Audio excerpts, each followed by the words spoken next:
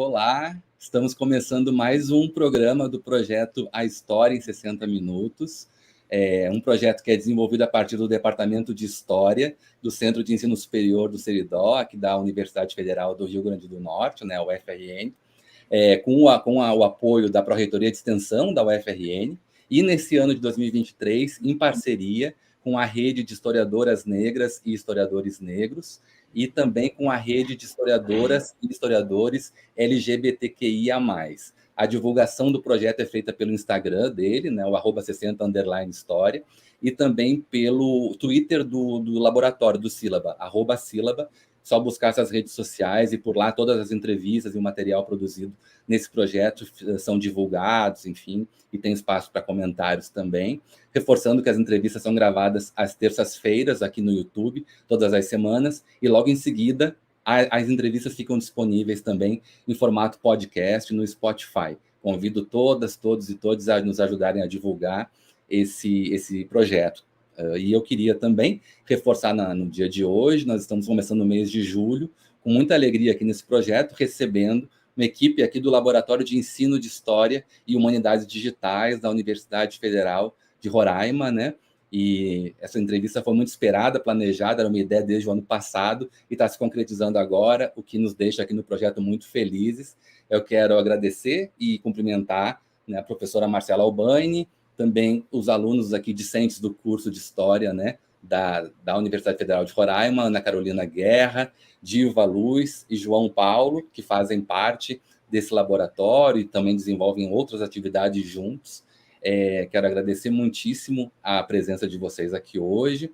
Esse projeto tem muito interesse no trabalho que vocês fazem e no tipo de discussão, né, que o laboratório tem a proposta de fazer e tantas experiências que vocês também desenvolvem juntas e juntos aí. Então, esse feito esse primeiro momento de agradecimento e de saudação, né, eu queria começar colocando a pergunta que sempre abre, a pergunta que sempre inicia as nossas conversas aqui, que é ouvir um pouquinho vocês sobre o que vocês entendem por história, dentro das experiências que vocês têm, né? O que vocês entendem por história, né, entendida aqui no século XXI, como é que a gente vem vivendo, já que vocês discutem com profundidade, né, ensino de história, mundo digital. Queria começar ouvindo vocês um pouquinho nesse sentido. E aí eu deixo livre para quem quiser começar a responder, não sei quem gostaria. Então, posso começar. Queria dar boa noite para todos que nos escutam, todos e todas. Agradecer ao professor Evandro pela possibilidade de troca, a UFRN, que é uma das nossas parceiras nesse laboratório, na pessoa da professora Vanessa Espinosa, e também agradecer muitíssimo a Diva, ao João e a Ana, que são parceiros de trabalho, né? São todos bolsistas de iniciação à docência aqui da nossa instituição, e que hoje toparam esse desafio de vir conversar com vocês nesse projeto que vem dando visibilidade a diferentes falas em diferentes regiões do Brasil dentro dos estudos históricos. A nossa defesa hoje, Evandro, é trazer um pouco esse viés do ensino de história a partir das ações que têm sido feitas no laboratório e, como o nome diz, é um espaço de experimentação, né? Um espaço de encontro, um espaço de afetos, é um espaço que está sendo gestado ainda gradativamente através de parcerias, tanto internas dentro do estado de Roraima, como também externas. E quando você faz essa pergunta, né, acho que vai ser bem interessante a gente ouvir aí os nossos discentes, mas eu entendo a história, sendo objetiva aqui, como um caminho de transformação social.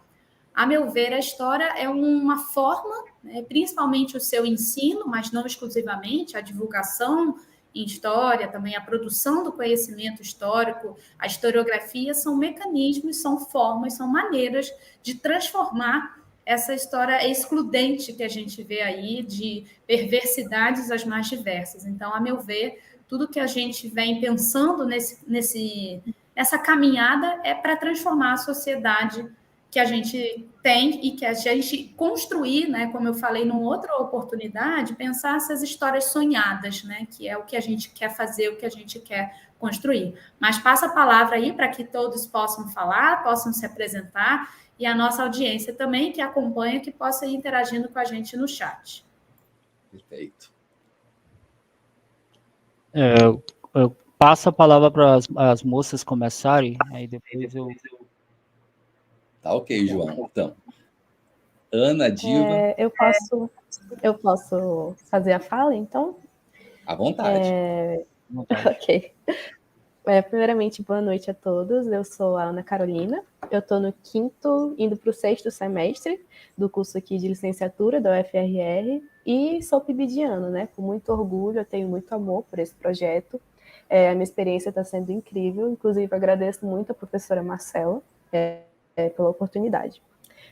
E sobre a pergunta, história no século XXI? Bom, para mim, eu vou no mesmo caminho do que a professora Marcela falou, né? É sobre realmente contemplar as várias individualidades que a gente tem na nossa sociedade, né? Contemplar as pluralidades de vivências e sujeitos na nossa sociedade. Eu acho que isso é realmente a palavra-chave para a história no século XXI e realmente tentar sair desse molde, né, da história quadripartite, daquela história eurocêntrica que só visa pré-história, história antiga, idade moderna e por aí vai. Eu acho que é realmente tentar sair desse molde, apesar de ser muito difícil para nós, professores, né? A gente sabe que a gente tem a BNCC, a gente tem que seguir, e a BNCC ainda está nesse molde ainda muito da história tradicional, né? Apesar de contemplar algumas coisas, ela não contempla de uma forma muito ampla. Então, eu entendo que é uma tarefa muito difícil, é realmente tentar trabalhar por fora e tentar trazer esses conteúdos que contemplem a pluralidade, realmente trabalhando por fora e estudando, trazendo conteúdo para os nossos alunos. Eu digo que isso é muito importante, trazendo uma experiência pessoal que eu tive na Escola São José, com a professora Stephanie Muniz, que é minha professora supervisora, e é de uma aluna, que a professora Stephanie, ela fala muito sobre os povos indígenas. Inclusive, os povos indígenas é um assunto muito importante para nós, professores aqui de Roraima, trabalharmos, né? E ela é uma professora que trabalha muito com esse tema. E uma aluna chegou um dia, eu estava no PIBID, né? Eu estava observando, aí uma aluna chegou com ela com um pedaço de papel. Ela falou, olha, professora, olha aqui minha certidão de nascimento indígena. O que aconteceu? Ela descobriu que ela tinha descendência indígena, que ela era indígena, através de uma aula de história da professora Stephanie. Então, assim, isso aqui me tocou demais e deixou mais claro para mim de que trabalhar as pluralidades, trabalhar os povos africanos, trabalhar os povos indígenas, trabalhar as mulheres, trabalhar todas essas minorias sociais em direitos, né, que são a maioria em população, nas nossas aulas é de extrema importância. Assim, essa experiência realmente abriu o meu mundo e realmente deixou claro para mim que o nosso trabalho é colorir a vivência dessas crianças, é colorir a pluralidade do mundo dessas crianças. É realmente isso, para mim, história no século XXI. Desculpa se foi muito longa. Não, foi ótimo. Muito bonita a história, muito importante. Obrigado, Ana. Diva? Boa noite a todos. Muito obrigada pelo convite, obrigada também, professora Marcela, por ter confiado, né, e também nos convidar para participar junto com a senhora. Sobre história, a gente tem muito aquela ideia assim, de que história é só passado, história para passado e presente. A gente tem que trabalhar,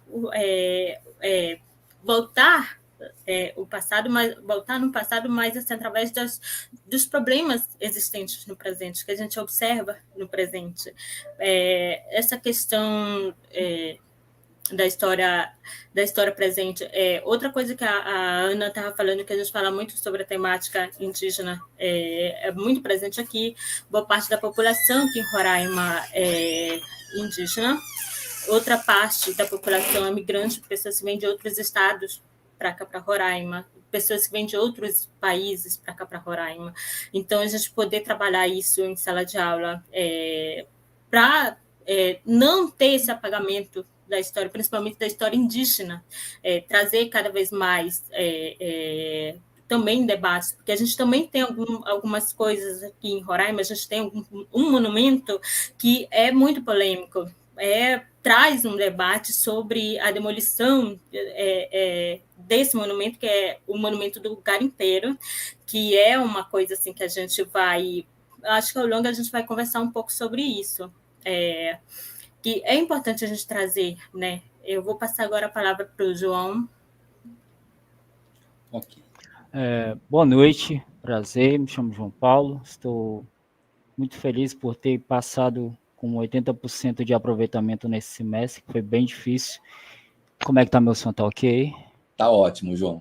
Obrigado à professora Marcela pela oportunidade assim me concedida, e sou pibidiano, né, com muito afeto, graças a Deus, nessa experiência aí do ensino de história. Sobre a pergunta, ela é uma pergunta muito reflexiva, eu tive que repensar muitas coisas do que eu fui no passado, do que eu fui construído na minha adolescência e do que eu sou hoje na vida adulta. Então, no Brasil, a história, ela, pelo que eu me entendi como estudante no passado, ela era uma encheção de linguiça, tipo dito matéria decorativa, mas na minha adolescência já entendi que ela precisava ser estudada, e já na fase adulta ela precisava ser alinhada na questão de ouvir povos, né, ouvir minorias, entender transformações sociais e entender políticas que afetam a nossa sociedade. Então, a história no século XXI ela é muito profunda, que precisa hoje, mais do que tudo, além desse discurso centralizado da monocultura, né, da história única, que eu aprendi muito nesse semestre, que foi dolorido desconstruir desse pensamento, mas também da pedagogia do afeto, né, para a gente entender, ouvir a luta dos povos indígenas, a luta da comunidade LGBT, a luta dos trabalhadores, né, a luta dos sem terras, entender, discutir, debater o que podemos fazer para que a história, no futuro, do nosso Brasil, ela possa ser não valorizada, diria assim, não, mas estabilizada. Eu penso dessa forma. E o PIBID tem me trazido isso com os alunos, os conflitos sociais tem me dado muitos socos estomacais, é uma azia, tem que desconstruir essa pessoa, né? E a história também, para concluir, ela é uma desconstrução daquilo que talvez que a gente pensava que era verdade, não passava de uma manipulação, e agora finalmente estamos desraigando as algemas, entendendo as outras pessoas, ouvindo, reconciliando, até mesmo perdoando uns aos outros. Eu acho que a história ela tem que passar por isso, ela tem que passar por esse olhar clínico para o nosso Brasil, principalmente nos tempos de hoje. Obrigado. Perfeito, perfeito. Vocês trazem discussões muito importantes mesmo, porque ouvindo a experiência de vocês e as especificidades que vocês têm, né, trabalhando a partir de Roraima, né, do norte do país, as questões que vocês levantam em relação à história indígena, enfim, o quanto vocês trazem, né, toda a dimensão política que envolve isso, e eu já de imediato digo a vocês, fico imaginando, é um espaço privilegiado, né, quem atua como profissional de história na região norte, tem esse contato direto com essa experiência e toda a crítica que é possível a partir desse contato direto, mais diretamente com a experiência amazônica e assim por diante, né? O quanto as outras regiões do país têm a aprender com aquilo que vocês desenvolvem a partir do ensino e da pesquisa, né? Achei muito importante tudo que vocês trouxeram, os exemplos que vocês trouxeram, até porque as falas de vocês levam a gente a pensar sobre a importância de ter o espaço da sala de aula de história, né? Espaço para se falar de história, né? Como isso continua sendo, ainda bem, muito importante. Bom, antes de passar para a próxima pergunta, queria só fazer um comentário também. Vocês agradeceram, né, super afetuosamente a professora Marcela pelo convite e tal, mas eu tenho certeza, como professor, né, eu entendo que a alegria da Marcela é poder contar, né, vocês aqui como um grupo, como uma equipe do laboratório, e poder ouvir e trocar e ter os pontos de vista e as experiências que só enriquecem o nosso trabalho, né? Como professor, é muito prazeroso isso. Que bom que nós estamos aqui podendo falar sobre isso. Mas eu queria trazer agora, que eu já falei, né, mencionei o laboratório algumas vezes, queria ouvir um pouquinho sobre as experiências de vocês nesse laboratório, né? Laboratório de ensino de história e humanidades digitais, né, que funciona aí na Universidade Federal de Roraima, né, na UFRR. Marcela frisou, e eu vi também no documento que vocês compartilharam comigo, né, que a UFRN, a partir da professora Vanessa, que é minha colega de departamento aqui, vocês têm uma ligação conosco, fico muito feliz em saber disso também. mais um elemento, né, que nos aproxima. E eu queria ouvir vocês um pouquinho agora nesse sentido também, sobre o laboratório, né? Como esse laboratório foi pensado e quais são os objetivos de vocês com ele a partir do que vocês vêm fazendo. Certo, Evandro, essa vai ficar comigo, que é uma pergunta mais institucional. Eu vou falar, assim, acho que o nome tanto dos parceiros e parceiras que nós temos a nível nacional, como também dos objetivos, né? Esse laboratório ele surgiu agora, no ano de 2023, muito em função da experiência que eu tive no meu pós-doutorado, que foi feito na Universidade Federal do Rio Grande do Sul, com a professora Carmen Gil, em parceria com a Unicamp, com o Centro de Humanidades Digitais da Unicamp, coordenado pelo professor Tiago Nicodemos, que já esteve aqui com vocês também no programa. Então, a minha ideia, né, ao trazer essa proposta de humanidades digitais para cá, é valorizar o Norte como na sua especificidade e na contribuição que o extremo norte do Brasil pode dar a esse debate das humanidades digitais. Principalmente a partir desse viés da ancestralidade, do afeto, da rede de saberes que é construído em rede. E o nosso objetivo, Evandro, nesse laboratório é fomentar, né, incentivar reflexões e práticas relacionadas ao ensino de história, às humanidades digitais, em diálogo também com a história da Amazônia, criando um ambiente de troca entre os membros participantes. E quem são esses membros? Toda e qualquer pessoa interessada, né? Então, principalmente os nossos alunos da graduação, porque aqui é um curso de licenciatura, os nossos alunos da pós-graduação, que a gente tem aqui o Prof. História, mestrado profissional em ensino de História, e os professores da educação básica, professores, professoras que estejam atuando na educação básica e que queiram também participar com a gente dos estudos e dessa troca. Obviamente, tentando fazer isso de uma maneira não hierarquizada, né? Rompendo aquela ideia de que a universidade que promove os saberes, não, é uma troca. Assim como a universidade promove, as escolas da educação básica também estão promovendo saberes e que precisam ser ouvidos por nós, formadores de professores. Então, a gente tenta incentivar, né, essa elaboração de pesquisas e também a divulgação de uma maneira efetivamente próxima à sociedade, a partir do que eu falei, né, desse diálogo com a formação inicial e a formação continuada de professores e também com formadores de professores. Os nossos objetivos específicos, quando a gente elabora o projeto, né, que a gente tem que submeter para avaliação, nós colocamos como objetivos específicos a aprendizagem ativa em história, ou seja, sair daquela ideia, né, de uma educação bancária, de que a gente vai lá oferecer algo pronto, quando a gente entende que a gente está produzindo conhecimento, então, valorizando bem aí essa promoção da aprendizagem ativa em história, nessa interface com as tecnologias digitais, sempre a partir do olhar sensível, artístico e poético que envolve o fazer história. Talvez seja uma das dimensões que anda muito perdida aí na nossa profissão, né? Muita gente, como o professor João colocou, ainda remete à história, àquela dimensão factual, né? Como a Diva também falou, a perspectiva, e a Ana também comentou, a perspectiva eurocêntrica da história. A gente quer valorizar o poético e o artístico para que a gente construa outras narrativas possíveis. E outro objetivo específico que nós temos é incentivar a produção de materiais didáticos digitais voltados para a educação básica e para a educação superior. Essa é uma tarefa que os nossos PIBidianos aqui presentes têm se debruçado fortemente nas escolas. São 3 escolas participantes da iniciação à docência.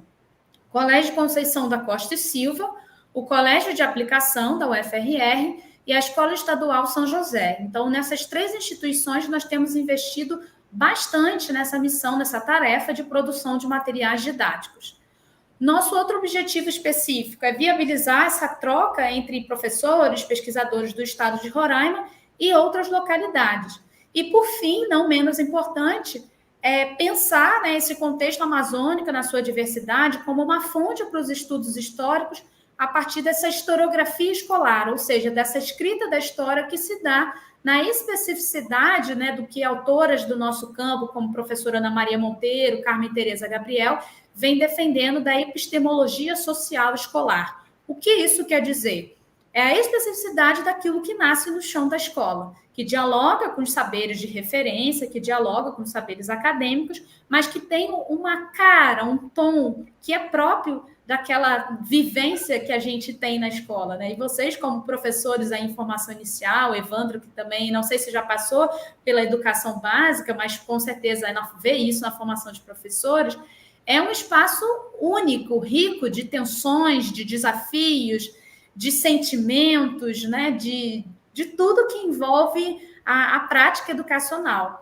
E é isso, então a gente visa organizar, né, ações, a gente já tem feito, e por isso a participação nesse programa aqui para a gente é tão importante, ações como lives, aulas de campo, visitas, entrevistas, rodas de conversas, enfim, futuramente a organização de livros, como uma forma, né, de produzir dados e disseminar essas pesquisas que têm sido realizadas aqui.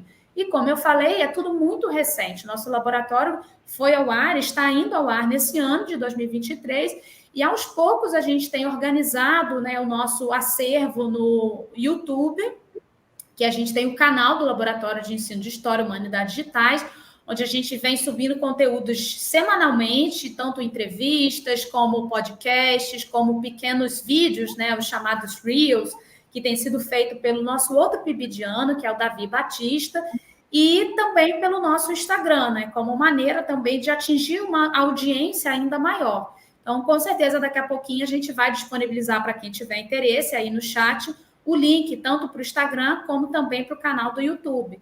E o nosso e-mail também, para quem quiser entrar em contato com a gente está sempre recebendo materiais, tá? Nós fizemos uma campanha aqui no estado de doações de livro didático para que a gente pudesse compor o espaço físico do nosso laboratório.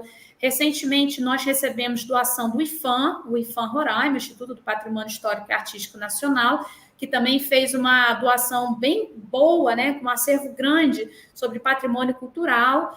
Então, a gente está, aos pouquinhos, construindo esse espaço, né? E, futuramente, nós desejamos fazer parceria com as escolas que nos recebem nossos estagiários nos estágios supervisionados, para que a gente possa desenvolver mais essa parte da tecnologia digital em si, né? Com impressora 3D. Então, isso tudo está no nosso horizonte, mas é uma caminhada ainda bem gradativa que temos pela frente.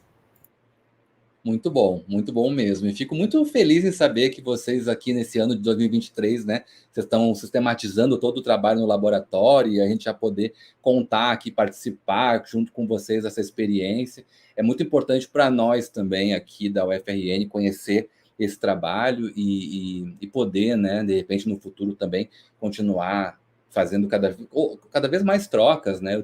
Eu pessoalmente tenho muito interesse nessa troca, com os colegas da região norte, né? O norte e o nordeste tem uma aproximação não só geográfica, mas cultural, e questões, eu acho que são semelhantes, né? Então é muito bom poder conhecer e ouvir vocês também nesse sentido, e conhecer esse laboratório tão interessante que vocês estão desenvolvendo aí, né? Eu esqueci, Evandro, de falar, né? Eu disse que eu ia falar e não falei, das parcerias que nós temos no nosso laboratório, tanto com a professora Vanessa Espinosa, aí da Universidade Federal do Rio Grande do Norte, como com a professora Carmen Gil, que também já mencionamos, da Universidade Federal do Rio Grande do Sul. Então, você pode ver que a gente vai de norte a sul do Brasil.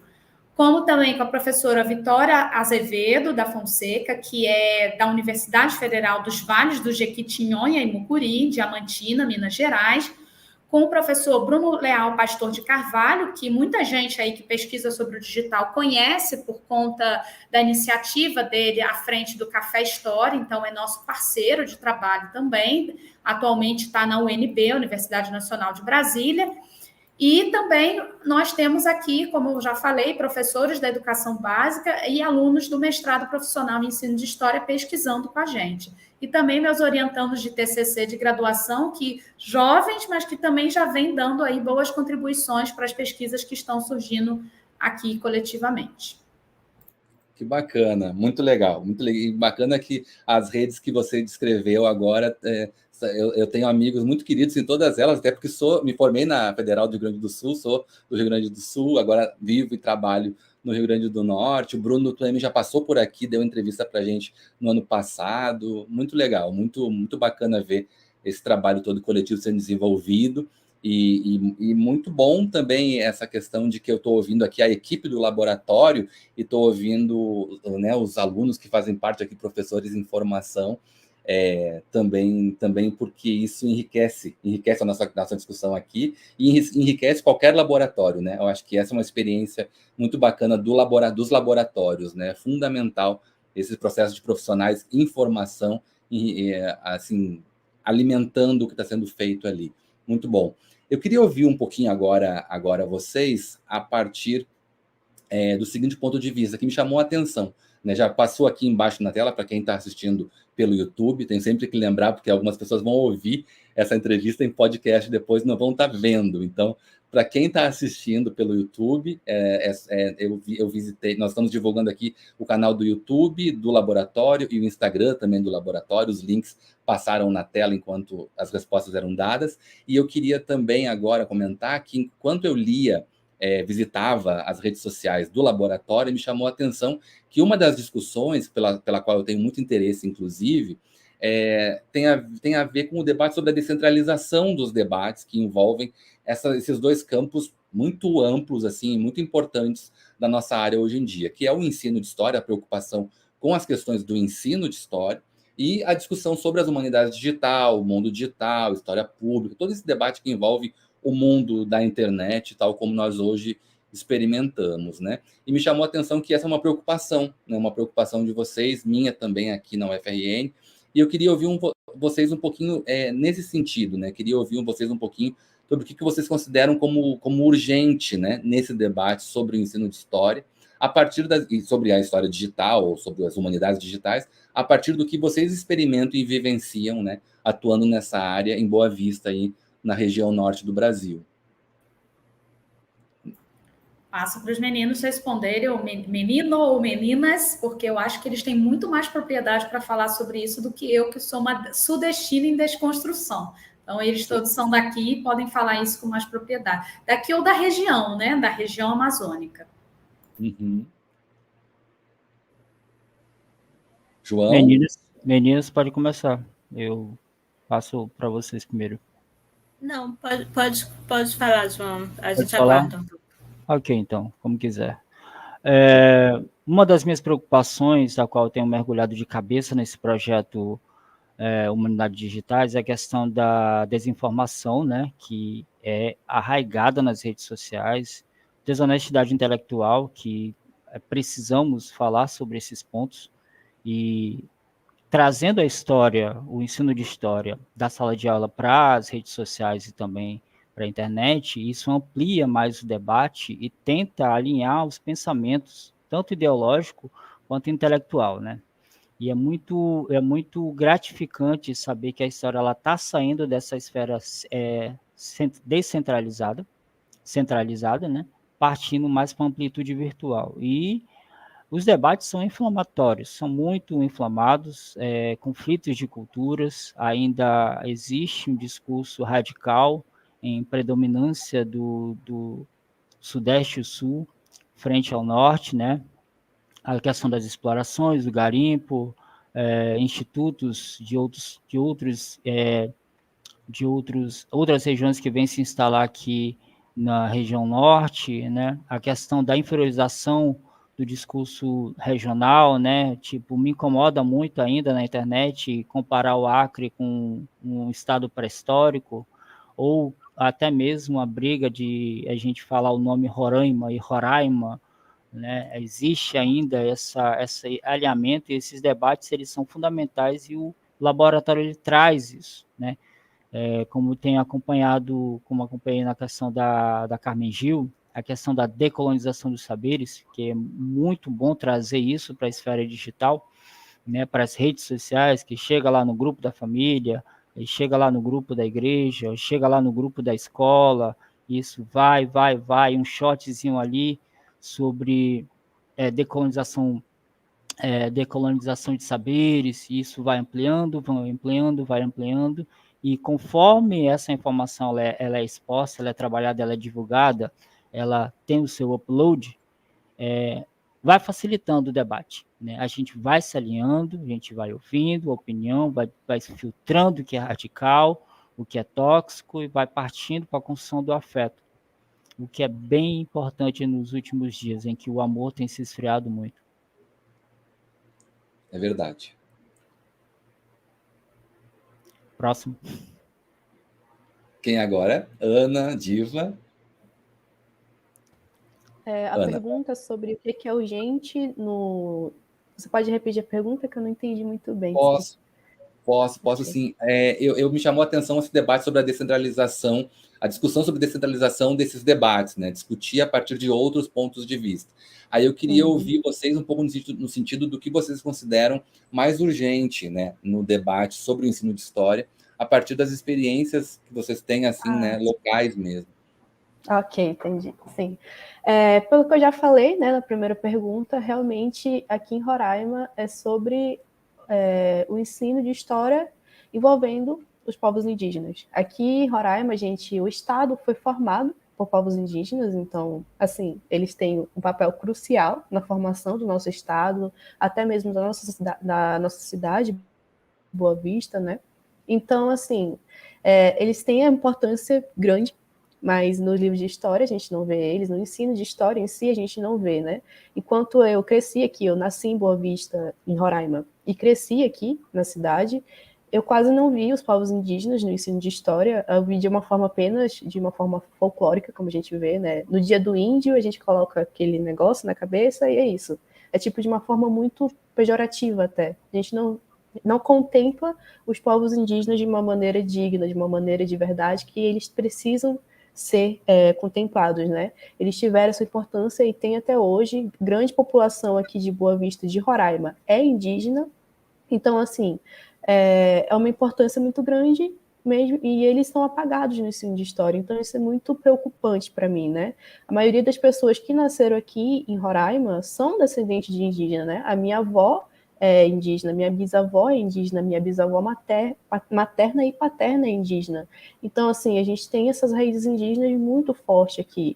Meus alunos também, com certeza, têm as suas raízes indígenas, muitos, grande parte, e mesmo assim, eles quase não veem isso no ensino de história, né? Então, assim, eu tive um caso de uma aluna no 6º ano, né, que eu também faço estágio, eu fiz regência de estágio no semestre passado, e eu tratei muito dos povos africanos e dos povos indígenas durante essa minha estadia, né, como professora, e uma aluna, ela pensava que os povos africanos e os povos indígenas eram a mesma coisa, ela não sabia diferenciar os dois, então, assim, é uma menina que mora em Roraima, e que é boavistense e não sabe o que são povos indígenas e não sabe citar uma etnia ou um povo indígena. Então, assim, são crianças de 10 a 11 anos, então, para mim, isso é muito preocupante, assim, é uma questão que a gente precisa trabalhar muito, assim, nós, futuros professores de história, né, fazer essa diferença nas escolas aqui de Roraima, assim, é algo urgente e que precisa ser trabalhado, para mim, é de urgência mesmo. É isso, eu vou passar para a Diva agora. Muito bom, é urgente mesmo. Bom, eu vou falar uma coisa assim para a Marcela, ela pode dizer sim, mas através da vivência dela lá do Sudeste, quando ela chegou aqui em Roraima, o que ela tinha assim de bagagem, assim, o que ela entendia assim, tipo o ensino de história no contexto amazônico.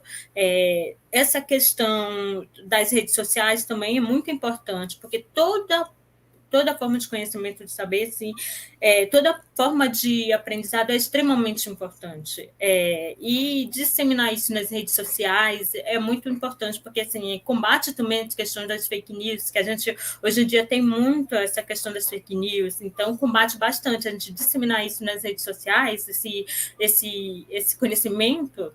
É muito importante. Outra coisa, a gente está trabalhando no CAP, um projeto, Leituras de Resistência ao Olhar dos Povos Indígenas. Primeiramente, a gente, quando estava colocando em prática essa oficina pedagógica, a gente fez primeiramente um diagnóstico. Importante também, a Ana acabou de falar essa questão, muitos moram aqui em Roraima, mas não conhecem a história de Roraima, a história regional, então é importante a gente, como historiador, agora mais recente, não que não seja produzido esse conhecimento nas universidades, na estadual, na federal, porque tem sim essa produção, mas a questão é assim, eu vejo assim que está faltando assim adaptar essa questão, porque assim está muito a nível acadêmico, mas falta implantar isso nas escolas estaduais, nas escolas municipais, para que conheçam cada vez mais a história de Roraima, a história da Amazônia em todo. É isso.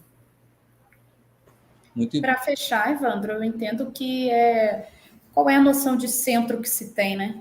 Por que considerar Sul-Sudeste como centro? A partir de quê? A partir de qual visão? Então, questionar isso por si só é uma contribuição também que a gente quer fazer. Eu deixei como possibilidade, se você puder, por favor, colocar no chat, que foi publicada pela revista da UERJ, essa entrevista que se chama Reflexões sobre o Sul-Sudeste Centrismo em relação aos estudos do ensino de História e História Digital, feita em parceria com a professora Stephanie Muniz e a professora Clecimara Aniceto, que são supervisoras do PIBID atuais, em que a gente trouxe um pouco dos questionamentos também que nós estamos levantando aqui, né? Pensando na especificidade do lugar que nós estamos, é uma região de fronteiras, é uma região que é um grande caldeirão étnico-cultural, como os colegas já pontuaram, e, enfim, então fica também se alguém quiser e puder depois ler, né, fazer essa leitura crítica de forma a ampliar também, a aprofundar um pouco mais daquilo que a gente está trazendo aqui hoje. Perfeito, perfeito. Sabe que ouvindo vocês, ouvindo os relatos e as ideias de vocês, eu fiquei pensando aqui, pensei em algo, queria compartilhar, inclusive, com vocês. Antes de falar o que eu pensei, eu só queria também mencionar, agora a Marcela falou que a questão do estado de Roraima ser uma região de fronteira, e essas questões que envolvem ser uma região de fronteira, né?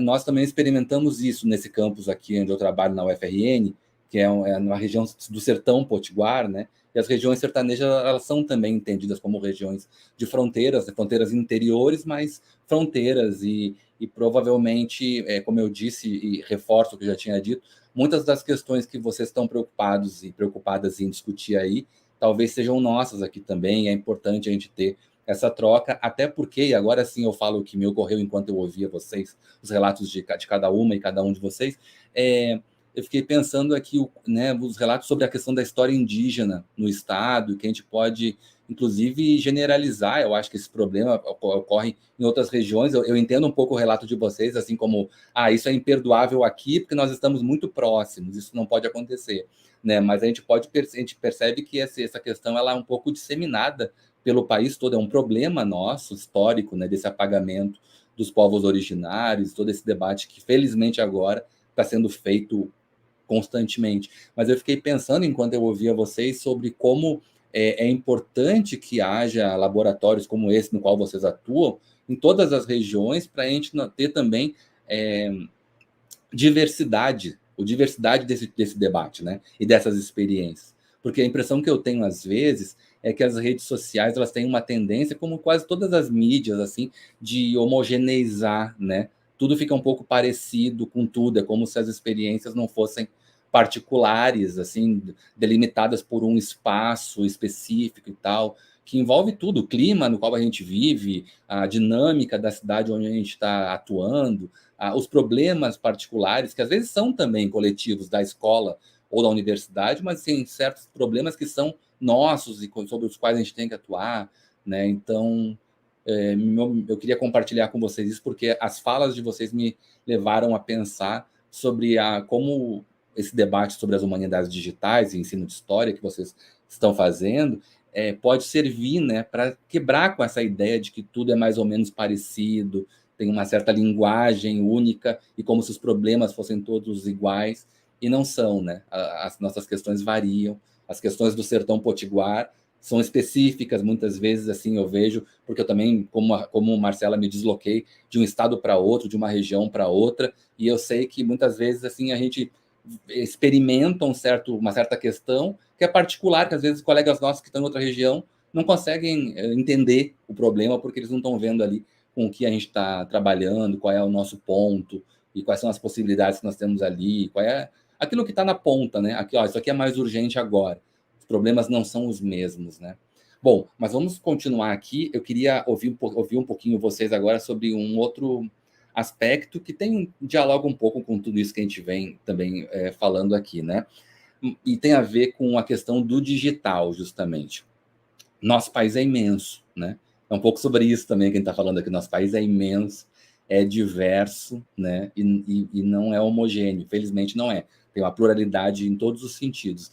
Então, eu queria, considerando esses desafios que um país desse tamanho coloca, essa diversidade imensa, né? Eu queria ouvir vocês um pouquinho sobre isso, né? Sobre as experiências de produção de saber que vocês têm aí e como vocês, a partir delas, levantam essas questões e pretendem eventualmente levar para o digital. Vocês até já responderam um pouco, né? Comentaram sobre as plataformas que vocês estão alimentando, mas eu queria ouvir um pouquinho mais vocês nesse sentido. Queria ouvir um pouquinho vocês sobre as possibilidades que vocês enxergam, percebem, né? Nesse mundo digital, nas possibilidades do digital hoje. Bom, eu entendo, deixa comigo, João, eu começo, depois eu jogo a bola. Eu entendo, Evandro, que essas possibilidades, elas vão nascendo a partir desses diálogos que nós vamos tendo. Por quê? Porque é claro que a gente tem um país que a desigualdade é muito grande, a exclusão digital ainda é muito grande, nós sabemos disso. Então, todas as vezes que nós participamos de debates, né, sobre história digital no Brasil, esse aspecto socioeconômico ele sempre vem à tona. Por quê? Porque ele precisa ser encarado de frente em termos de defendermos políticas públicas de acesso, de defendermos a formação de professores que nos possibilite o desenvolvimento de uma visão crítica sobre essas tecnologias, do ponto de vista historiográfico, pedagógico. Porém, essas possibilidades criativas, hoje até foi engraçado, porque eu estava preparando o programa, né, da disciplina do semestre que vem, de estágio supervisionado, e eu separei um texto do professor Leandro Carnal que se chama Essa Tal da Criatividade. E a gente vê que a criatividade, ela nasce a partir dessas trocas. Ninguém cria do nada, a gente cria a partir daquilo, do repertório que a gente vai tendo ao longo da nossa trajetória, ao longo da nossa vida. E eu gosto também muito de uma palavra que se chama serendipidade. O que é serendipidade? Serendipidade é quando o conhecimento ele se dá nesse acaso. Sabe assim, uma conversa no corredor, que você encontra um colega, um amigo, um aluno, e ali naquela fração de segundo você troca uma ideia, e essa ideia às vezes vai te alimentar, vai ser a base para você desenvolver um projeto, para você desenvolver um TCC, para você desenvolver, obviamente, né, buscando depois referências, aprofundar, né, não é defender estudos rasos, pelo contrário, é que aquilo seja um disparador para que a gente possa buscar e ir atrás. E muitas vezes o conhecimento ele se dá dessa maneira, no acaso da vida. Uma música que você escute, uma conversa que você tem, um filme que você para assistir, e assim o conhecimento vai se dando. Então, quando a gente fala do uso desses recursos digitais, dessa diversidade de possibilidades criativas, eu entendo que isso vai surgir no nosso laboratório a partir das ideias que os meus alunos forem trazendo. Eu já mencionei aqui, né, a ação do Davi Batista, que inclusive está aí bem ativo no chat. O Davi trouxe essa iniciativa dos Reels, desses pequenos vídeos, e assim a gente tem amadurecido juntos. Então, não há um manual de como fazer, há um espaço de criação coletiva e de experimentação. O João, que está aqui presente também, o João participou com a gente à frente do trabalho de gravação e edição do projeto sobre intelectuais mulheres e suas contribuições para o ensino de História em Roraima, que foi um projeto feito no âmbito do Prof. História. E o João fez todo um trabalho de gravação, de edição. Então, a gente vai vendo que todos esses saberes, eles se dão nesse coletivo. Eu, por exemplo, eu não tenho conhecimento de edição, de gravação e edição, mas ele tem, né? O Davi teve a sacada e a criatividade da produção desses pequenos vídeos como forma também de alimentar e dar visibilidade ao próprio acervo que nós temos construído, um acervo digital que nós temos construído no nosso canal do YouTube. Então, nós estamos abertos aos pitacos, às sugestões, às criações. A gente brinca que são aspirações, né? Quem trabalha com tecnologia digital e ensino de história é para a gente pirar nas ideias e materializar, porque não adianta também a gente ter 30 ideias e não colocar nenhuma à frente, né? A gente vai virar pessoas frustradas. Então, a gente tem aí uma longa jornada pela frente, aberta a essas possibilidades criativas que nós falamos. Passo a bola para a Diva.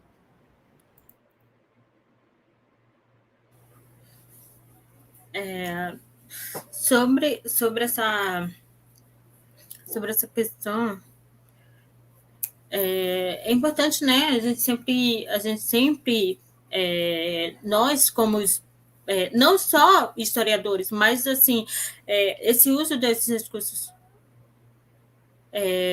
recursos digitais é importante assim para todos os profissionais de educação física, não só, perdão, gente, para todos os profissionais de educação, não só também nós historiadores. Eu vou passar a palavra agora para a Ana, só um momento. Ok. Ana? Sobre o ensino digital, né? Sobre o digital no ensino de história, perdão. Eu acho que é de extrema importância, né? Apesar de também importar essa discussão sobre a acessibilidade, né? A gente vive num país desigual em que nem todos os alunos vão ter acesso. Eu acho que um papel nosso é tentar fazer esse filtro, né? De acordo com a nossa realidade escolar. Porque cada escola é uma escola, né? De acordo com a região, de acordo com a escola, vai diferir. E a gente fez isso lá no São José, inclusive com duas integrantes do laboratório de história lá do UFRR, a professora Stephanie Muniz e a discente Ellen Keila. A gente fez questões envolvendo o digital e o ensino de história, né? Eu fiz junto com elas, a gente aplicou isso nas turmas de 6º ano, no caso eu apliquei nas turmas em que eu assumi o estágio, né? Que eram de 6º ano também, e uma dessas atividades foi filtrar o uso da tecnologia, o uso de aparelhos tecnológicos dessas crianças. E, por incrível que pareça, muitas delas tinham, acho que apenas um aluno não tinha acesso à tecnologia, a celular, a computador, a internet, coisa do tipo, pelo menos nas turmas de estágio, né? No geral, teve algum aluno ou outro que não tinha realmente nenhuma forma, nenhum acesso à internet. Então, assim, são crianças que têm essa facilidade, né, em acessar o digital, a ter acesso a esse conteúdo digital, principalmente as redes sociais, né, o famoso TikTok, Instagram, Twitter, essas coisas. Então, assim, elas têm muito acesso ao digital e é algo que faz muito parte da vida delas. A gente, inclusive, perguntou o tempo de uso deles nesse celular, e eles falaram que era, tipo, o dia inteiro. Mas o dia inteiro o quê? Usando Instagram, TikTok, essas coisas. Então, eles usam muito para o lazer. Então, é algo que é um papel muito importante nosso, tentar cativar esses alunos através disso, né? Como a professora falou, dos rios, editar isso, porque é uma forma de cativar esses alunos, porque eles usam muito as redes sociais, mas para essa parte do lazer. Então, se a gente tentar se inserir nisso, né? Se inserir nessas redes, trazendo conteúdo que realmente faz o olho deles brilhar, faz com que eles realmente queiram ver, queiram aprender, eu acho que é uma sacada genial a gente realmente participar desse digital, né? Trazer o ensino de história para o digital e até tornar o ensino de história mais acessível, mais popular. Como a Diva falou, a gente ainda tem muitas questões que estão muito no meio acadêmico e acaba esquecendo de trazer para a população em geral. Então, eu acho que o uso do digital no ensino de história é crucial e é muito importante, ainda mais para a geração atual, né, que realmente não vive sem internet, é 24 horas ligado na internet. Então, realmente, o meio digital é uma forma muito importante da gente cativar esse público. É isso. Ok. João? Bom, essa área aí é uma área que, para mim, praticamente é um hobby, né? Da qual eu, apesar de eu ter 39 anos, eu ainda sou gamer e também sou encucado agora ainda também com tecnologia mobile, que tá ganhando mais espaço, como, por exemplo, fones de ouvido, Bluetooth, ou cabos, o OTG, que possam facilitar a acessibilidade para o aluno, fazer com que essas ferramentas mobiles elas tenham acesso à sala de aula é muito importante. E isso só conseguimos com políticas públicas, com verbas, com investimento, etc. Também tenho pensado na questão de como trabalhar a linguagem tecnológica junto à historiografia. Eu tive um probleminha num jogo que eu tentei criar para a prática de ensino 3, eu tentei fazer um Sudoku de história, que é um jogo de raciocínio lógico, mas que tem a ver com historiografia. E um dos grandes desafios para nós é tentar mesclarmos isso na linguagem do aluno. E é aí que está, e é aí que entra o nosso laboratório, e é aí que é importante nós trabalharmos, né, fazer essa mesclagem para criar uma ruptura de conhecimento frente a esses alunos a partir do ensino básico, porque na linguagem, né, na linguagem da internet, o hype, ele influencia muito. O hype, que é a curiosidade, o hype, que é saber por que o feminismo nas escolas ele tem que ser falado, ou por que estão criminalizando o feminismo das escolas, por que os povos indígenas ainda são vistos como algo invisível, por que não se fala história africana. Então, a partir desse hype, conseguimos criar, formar uma linguagem cyber, uma linguagem, digamos assim, cyberconhecimento, não sei se, me corrija, professora Marcela, se eu estiver falando coisas, mas é necessário nós entendermos, transportarmos essa linguagem, como foi falado aqui do acadêmico, para a linguagem digital, né? E, por exemplo, nós falamos muito em prática de ensino 1 sobre a questão dos games, dos memes e também das imagens. Então, trazer isso para o digital para fazer com que o aluno ele tenha uma formação crítica de certos assuntos dentro da sociedade que causam uma influência desde o passado ao presente é fundamental, e é aí que entra de forma massiva o laboratório, né? E aí a gente converte com aplicativos, com shorts, com reels, com stories, com memes, com games, minigames. Eu tenho pensado num projeto de criar um jogo falando sobre, na temática God of War, não sei se você já ouviu falar, um jogo na temática Tupi-Guarani, né, que conta a história desse herói Ajuricaba da Amazônia, em termos de game. Imagina quão revolucionário seria para a galera game um jogo contando a história de um herói indígena numa temática Deus da Guerra. Uau! Aí mistura mitologia indígena, folclore, história da Amazônia, história do Brasil, pega um pouco da colonização. Seria um máximo, mas concentrar isso dentro de um game, nossa, dá muito trabalho. Mas é uma promessa. Muito bom. Muito bom. Sabe que agora essa sua fala sobre os jogos, eu queria muito dominar esse assunto, eu não domino, eu nunca fui um gamer, mas eu vejo que isso, até vou dar um depoimento aqui a partir da sua fala, João. Sabe que eu tive, antes de entrar na universidade, até a professora Marcela comentou, né? Eu tive experiência de dar aula na escola básica, no ensino fundamental e médio. Na verdade, no ensino médio. No ensino médio, na escola pública e numa escola privada, ainda lá no Sul.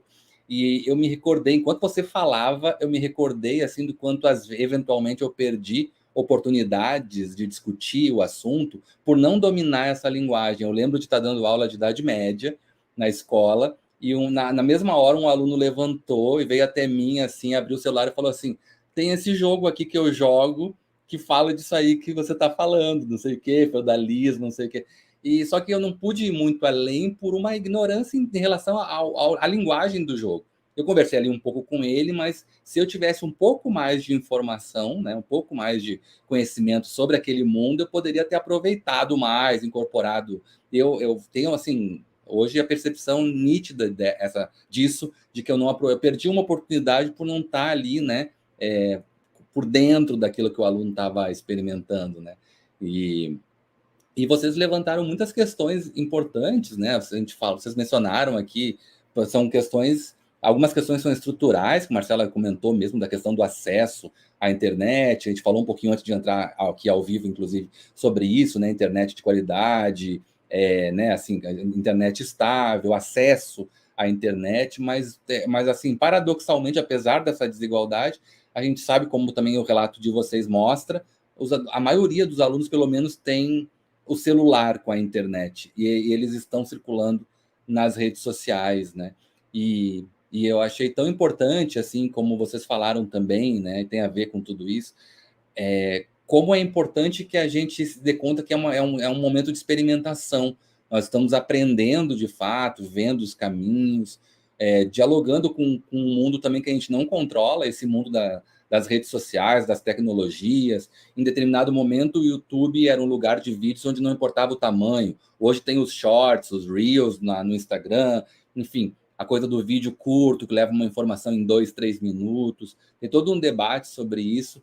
E ter um lugar para a gente garantir esse lugar que a história tem, assim, de diferença em relação a um certo ponto de vista específico de um campo de conhecimento, né? Também circulando ali, participando, isso é tão importante, né? Como a gente precisa, até para poder reagir, porque a gente é um pouco, por exemplo, tem as redes sociais todas, a gente pensa, não tem mais nada a ser inventado. Aí vem o TikTok e revoluciona.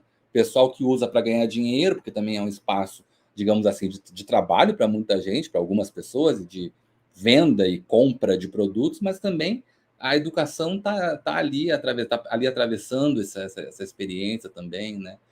Então, nós das humanas precisamos, eu acho importante, assim, para a gente aprender e também para a gente participar da crítica em relação a tudo isso, né? Achei bem importante tudo que vocês trouxeram e já fiquei curiosíssimo, João, em relação ao teu jogo. Pode falar.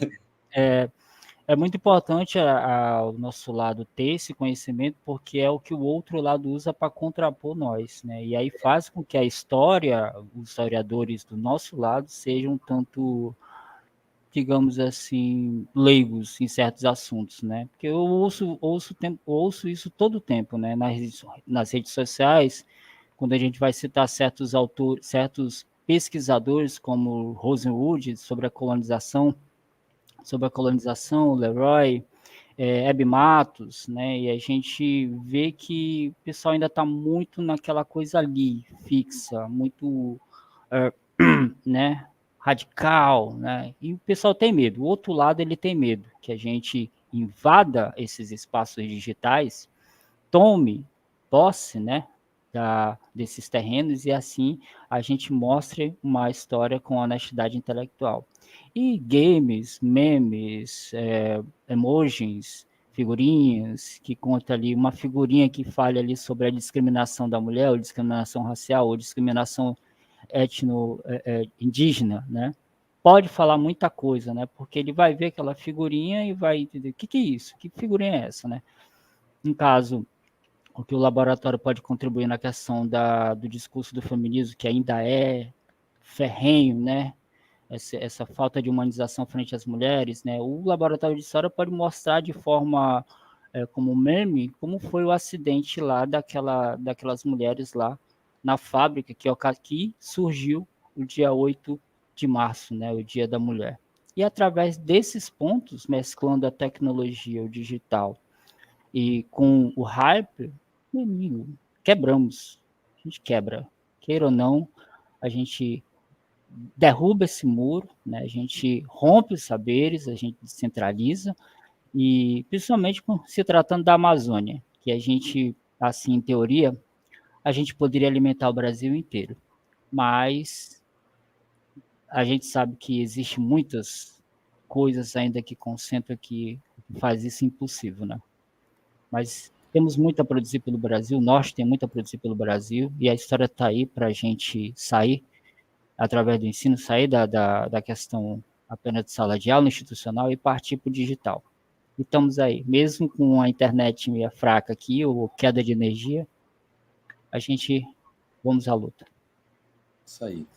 E, Evandro, eu queria trazer uns comentários que o pessoal foi colocando no chat em relação a ideias, né? Foi falado ali da criação de mapas, de ilustrações com a utilização da tecnologia digital, como essa forma de cativar e impulsionar novas paixões entre os discentes, né? Os alunos, os estudantes, e a história do Brasil e a história pelo Brasil.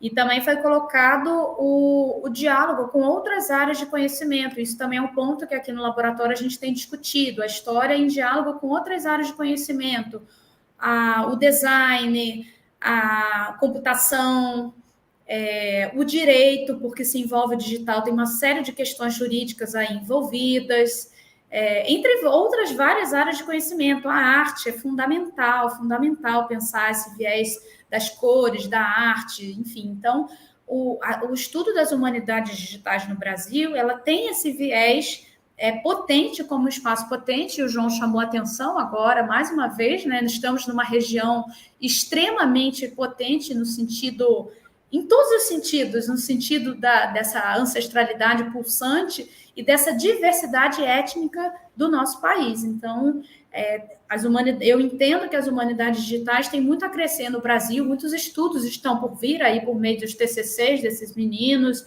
dos projetos de mestrado, de doutorado, e também projetos que nascem da escola, diretamente da relação ali com os estudantes, que não precisa necessariamente ser um projeto de mestrado, é um projeto que vai, com certeza, ganhar vida ali no âmbito escolar. Então, acho que é isso, né? Pensar a Amazônia como esse centro, a jornalista, Eliane Brum, um dos livros que nós estamos trabalhando, estudando na iniciação à docência, é da jornalista Eliane Brum, que se chama Banzeiro Ocotô, em que ela fala da Amazônia como o centro do mundo.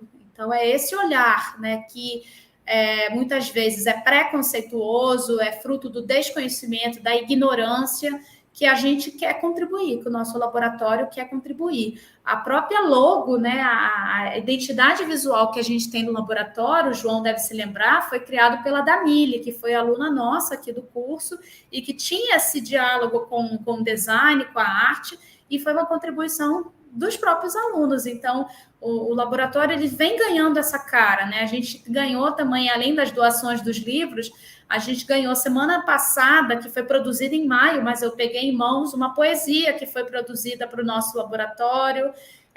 Nós temos o Donis, que é um artista indígena aqui do estado de Roraima, que vai fazer também um desenho para a gente colocar no nosso laboratório. Por quê? Porque a gente acredita, tanto fisicamente quanto digitalmente, que a gente precisa preencher a vida de cores, de alegria, de afeto, de amor, né? O amor no sentido da Bell Hooks, dessa ética amorosa, que é outro livro que também temos estudado na iniciação à docência. E eu acho fundamental trazer essas referências aqui de estudo, assim como as pesquisas dentro da história digital, das humanidades digitais, porque aqui é um espaço acadêmico, então nós devemos também ter sempre esse comprometimento e esse rigor científico para mostrar que o que a gente está fazendo não é só fruto do nosso querer, porque nós achamos legal, interessante, porque isso está com esses fundamentos aí, Bell Hooks, Tiago Nicodemos é uma referência dos nossos estudos, Anita Lucchesi, Dilton Mayanardi, Vanessa Espinosa, que nós também já citamos aqui, Carmen Gil, são referências vivas, né, para a gente e que vão nos ajudando a encontrar esses caminhos aí da reflexão, da teorização, que a gente não quer abrir mão. Né? Pensar a história digital e produzir história digital no Brasil demanda igualmente essa reflexão crítica, esse posicionamento diante de toda uma literatura que nós já temos na nossa área de história. Eu acho muito importante fazer essa ressalva aqui. Perfeito. Muito importante mesmo. Muito obrigado. Muito bacana mesmo isso, porque eu acho que assim sintetizou um pouco o que foi colocado aqui. Acho que voltou diversas vezes na fala de cada uma e cada um de vocês, assim, essa ideia de que a gente pode confiar na história, assim, como um campo de conhecimento estável, sólido, né, com muitas discussões, assim, já ricas, que dão base para o nosso pensamento, mas é justamente a produção do conhecimento vai interagir desse trabalho que está consolidado, do ponto de vista teórico, metodológico, com as experiências mesmas, elas mesmas, né, aquilo que a gente vive, no nível dos afetos, né? Eu acho que vocês falaram por mais de uma vez na questão artística, né? Na questão também assim daquilo que nos afeta, aquilo que faz a gente se sentir bem ou desperta o nosso interesse. Vocês falaram sobre brilho nos olhos, eu acho que a Ana falou, né? Eu acho que também vocês falaram sobre a internet como um chamariz para a gente também ver o que as pessoas estão pensando. Nós falamos aqui sobre, né, a partir da fala do João, sobre os games e esse mundo, esse universo dos jogos que circula fortemente a partir já algumas gerações, cada vez mais, né? Então, assim, é muito bacana ver isso, assim. Também fica como para mim as falas de vocês como elas me impactaram, né? No sentido de ver, assim, da gente confiar no conhecimento histórico e fazer ele interagir, né? Esse conhecimento sólido, importante e rico, interagir com as nossas experiências particulares, né, dar visibilidade para essas experiências particulares que nós temos, né, na nossa cidade, no nosso estado, na nossa região, e assim por diante, né? Eu estou bem satisfeito, bem feliz com tudo que eu ouvi, mas ainda não acabou, porque eu tenho ainda uma última pergunta, que também sempre encerra as entrevistas aqui, e eu sempre fico na expectativa de fazer essa pergunta, porque sempre é um momento também de ver justamente isso, assim, as particularidades de cada profissional, e eu queria ouvir, então, agora vocês nesse sentido, para a gente fechar a nossa entrevista. Queria ouvir vocês nesse sentido, assim, a partir das experiências particulares, assim, né, de cada um, como é que vocês percebem a importância da história, né? Como é que estar em contato com esse conhecimento, produzir esse conhecimento, ensinar esse conhecimento, marcou e marca as vidas de vocês particulares, assim, as vidas de cada um. Quem gostaria de começar essa última rodada? Marcelo. Eu estou falante, mas eu vou começar, e aí a gente abre a roda. E eu queria dizer que eu conversei um pouquinho no bastidor com o João, com a Ana, com a Diva, de que talvez lá na frente eles tenham a dimensão da importância desse momento aqui e agora. Como diz a música do Gilberto Gil, o melhor momento que nós temos é o aqui e agora, né? O melhor lugar do mundo é aqui e agora.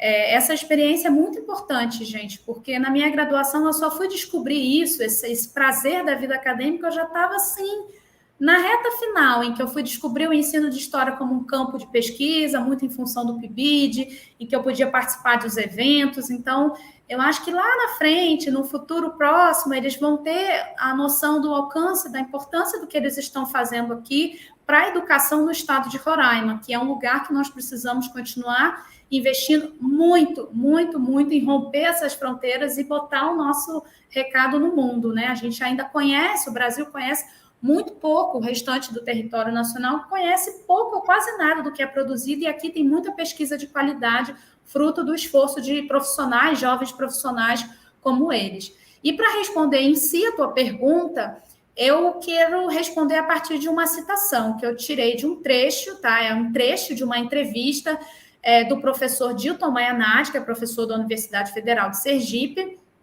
publicado na revista Tempo e Argumento, de 2015, em que ele diz o seguinte: nenhuma pesquisa em história é feita, ou pelo menos não deveria ser feita, sem amor por aquilo que se estuda.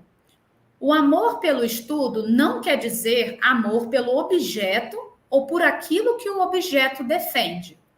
Quando eu digo amor, não é você amar o fascismo ou você amar a ditadura.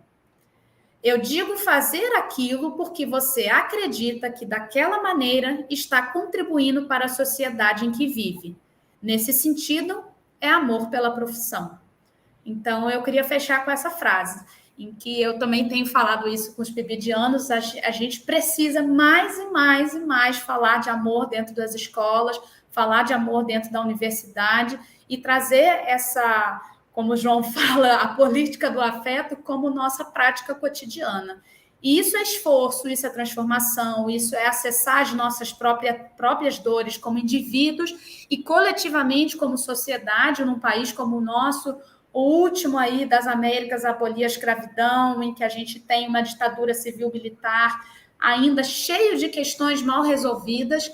A gente precisa acessar essas dores individuais e coletivas, e eu acho que a arte, que o amor, que a criatividade, a musicalidade, o ritmo, o sorriso, a alegria, são talvez as formas da gente transgredir isso, da gente romper barreiras que estão aí atravancando não só o ensino de história, mas o próprio fazer historiográfico. Então, é um pouco dessa frase, né, que o professor Dilton traz, que eu queria deixar para responder a tua última questão. E aí eu passo agora para a professora Ana Carolina. Eu vou muito também por esse caminho do afeto, né? Eu acho que a parte mais legal aqui do meu ofício como professora, né? Sou uma professora em formação, mas que já tem contato com a sala de aula. Então, assim, essa parte do afeto mesmo, ver como a gente afeta os alunos, o impacto do nosso ensino nos alunos. Isso, assim, é algo que realmente aquece muito meu coração. Assim, sentir o carinho dos alunos, sentir o amor e sentir que eles realmente estão aprendendo algo com as minhas aulas, sabe? Não só com as minhas aulas, mas com o meu auxílio, porque no PIBID eu apenas auxilio a professora, mas eu participo das aulas também. Assim, então é muito, para mim é uma experiência muito única para mim, ver esse impacto nos alunos, é algo incrível. E eu cito uma experiência que exemplifica isso, que é no PIBID, nosso projeto no PIBID no São José, fala sobre as mulheres, né? A valorização da figura feminina, roraimense, mas também da figura feminina no geral, no ensino de história. É chamado Mulheres que Fazem História, mas não estão nos livros de história, é o nome do projeto. E é muito especial para mim. E a gente trabalha as mulheres no ensino de história, tentando incluir elas, né? Ainda mais nesses conteúdos que tem a ver com a Idade Moderna, Idade Média e tal, a gente inclui as mulheres. Então, assim, no primeiro bimestre, a gente viu que eles tinham certa opinião sobre as mulheres. Então, a gente foi trabalhando, e no segundo bimestre a gente fez de novo esse questionário com eles, né? Essa questão com eles, perguntamos, e a gente viu como é que mudou a partir das nossas aulas. Então, algo assim que brilhou meu olho, eu fiquei muito feliz de ver, fiquei assim, realmente fiquei, bateu em mim que é isso, a parte que eu mais amo da profissão, é ver como esses alunos são afetados por mim e por todos os professores, né? E é isso. Eu passo para os meus colegas agora. Bom, vou dar continuidade, né? Uma vez eu ouvi de um professor falando sobre Paulo Freire que a gente não aprende consumindo, a gente aprende produzindo saber. Então, essa experiência do laboratório e do PIBID, dessa vivência na sala de aula, no chão da escola, ali, porque a gente está tendo do PIBID a prática que a gente vai ter depois da formação, a gente começar a trabalhar isso agora é muito importante para a gente ter essa experiência antes da formação, né? A formação da gente está em construção. No CAP, a gente tem trabalhado bastante. A gente tem trabalhado no PIBID essa questão do afeto, dos afetos, o livro da Berruques, Tudo sobre Amor e Outras Perspectivas.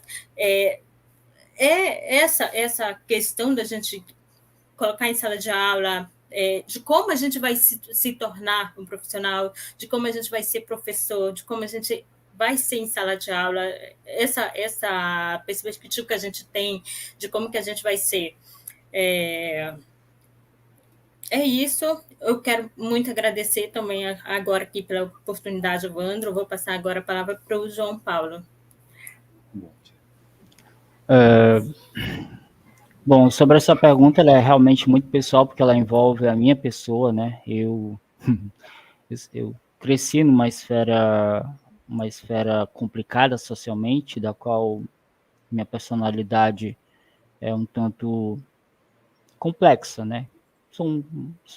Eu tenho um senso crítico muito forte ainda e um senso de radicalismo muito, muito presente na minha vida, porque dado a construção que eu fui construído, né? Conflitos, violência doméstica, cresci nas ruas, delinquência, drogas, né? E sair. E a história, ela me ensinou, né, como um sujeito a que eu preciso ser moldado, né? Eu acho que os 20 anos que eu passei na igreja não foram suficientes do que os 3 anos que eu estou aprendendo no curso de História. Estou sendo bem honesto no que eu estou falando agora.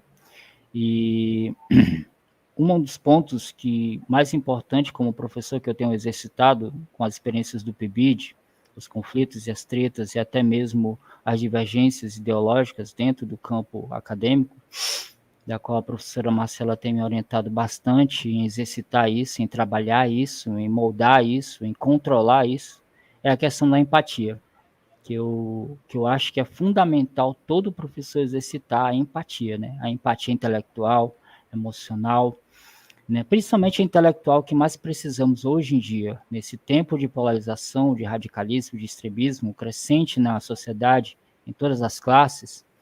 Por besteira, hoje estamos perdendo amizade só porque a outra não concorda comigo.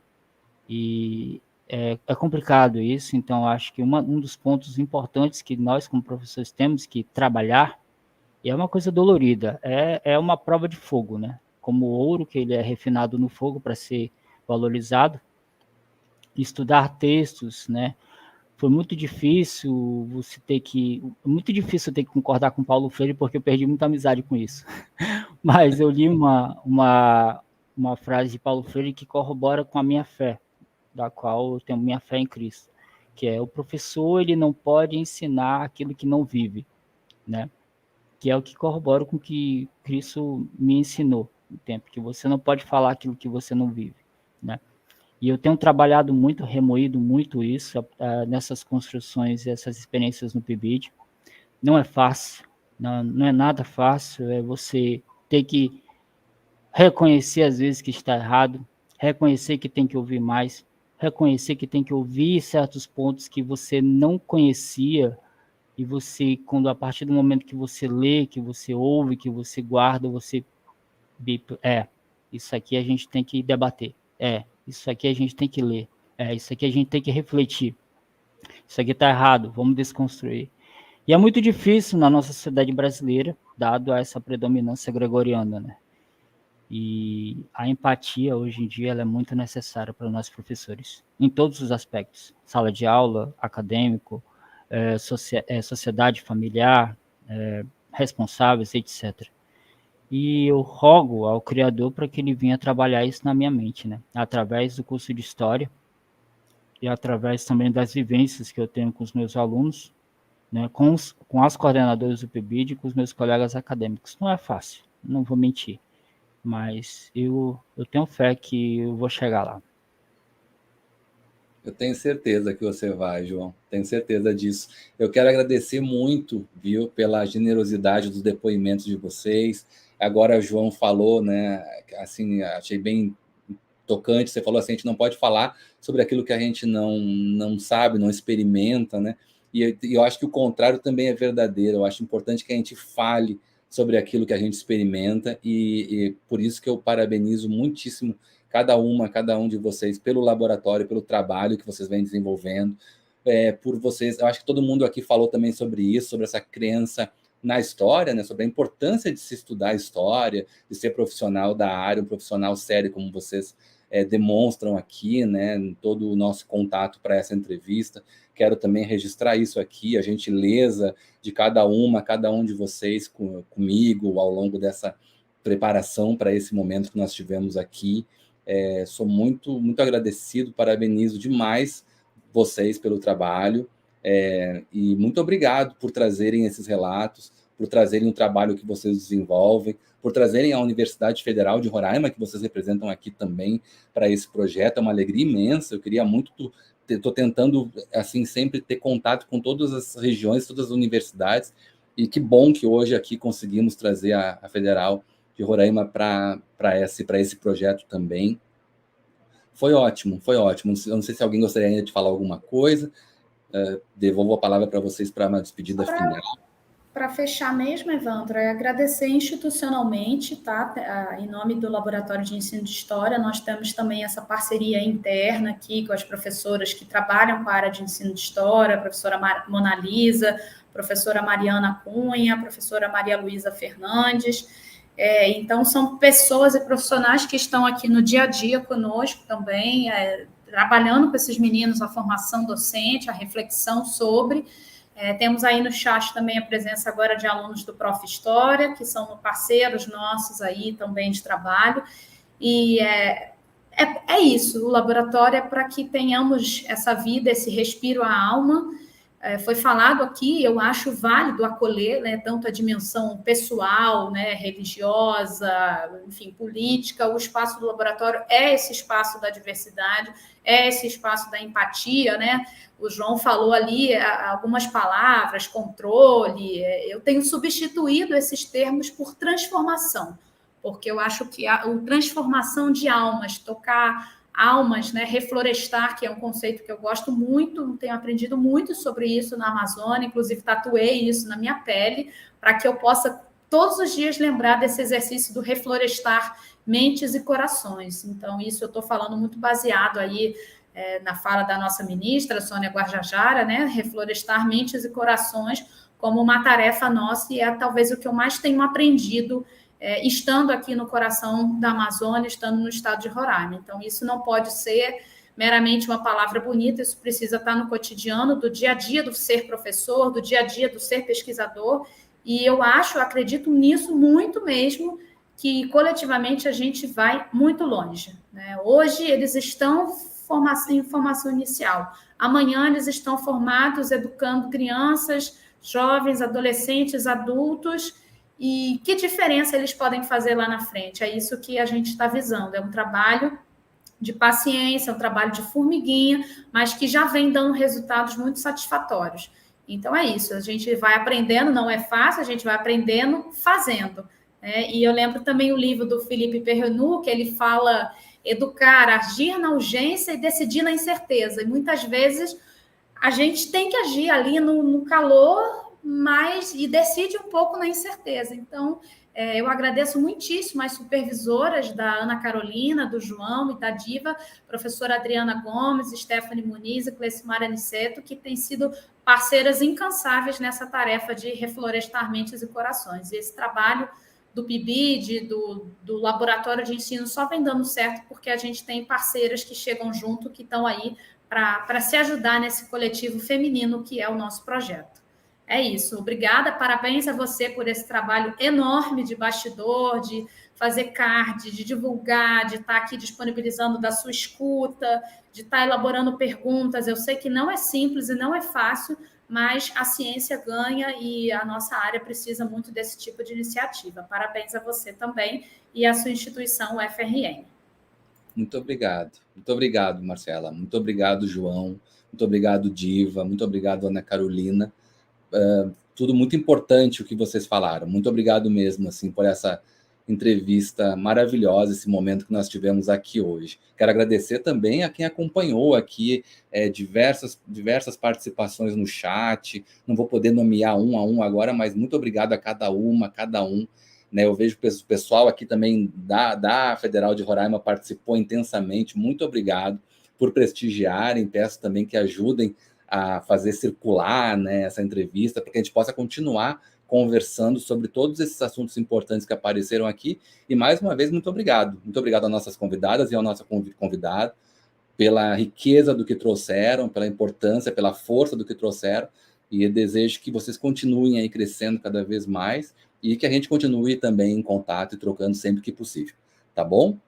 Então, nós nos despedimos agora aqui dessa noite de hoje, dessa gravação dessa semana.